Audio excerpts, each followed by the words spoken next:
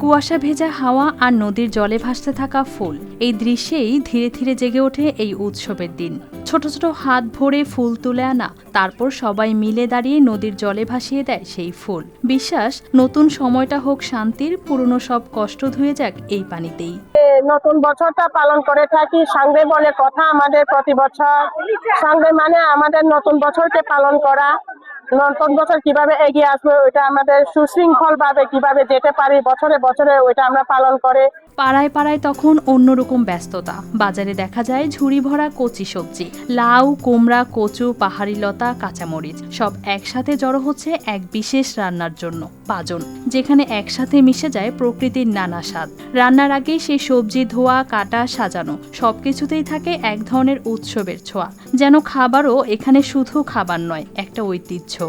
আমাদের এখানে প্রতি বছর একবার করে হয়ে থাকে। বৈশাখ আমাদের রিসা কালারিং পরে সবাই অংশগ্রহণ করি, অনেক ভালো লাগে। এদিকে গ্রামের উঠোনে বা খোলা মাঠে শুরু হয়ে যায় পুরনো দিনের খেলাধুলা। মাটির উপর দাগ কেটে শিশুদের খেলা, হাসি আর চিৎকারে ভরে ওঠে চারপাশ।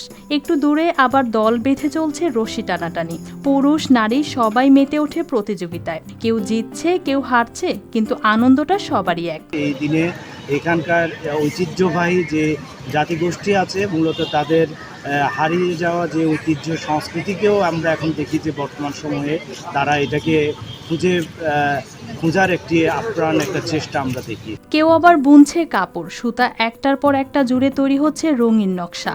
এই বুনন শুধু কাপড় নয়, প্রজন্ম থেকে প্রজন্মে বয়ে যাওয়া গল্পও বটে।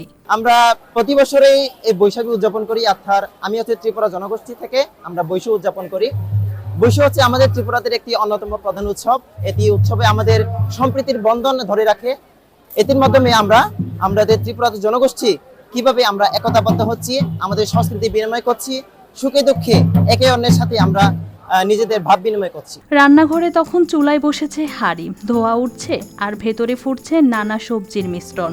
একটু পরেই সেই পাজন পরিবেশন হবে সবার জন্য। গন্ধে ভরে ওঠে চারপাশ, আর সবাই অপেক্ষা করে একসাথে বসে খাওয়ার।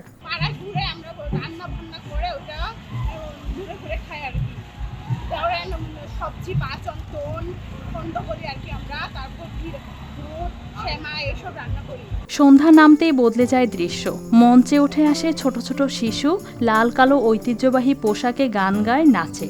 আলো, সুর আর তাল মিলিয়ে তৈরি হয় অন্য এক আবহ। বরণ এবং বর্ষবিদায়কে উৎসবমুখর পরিবেশে উদযাপন করে থাকেন।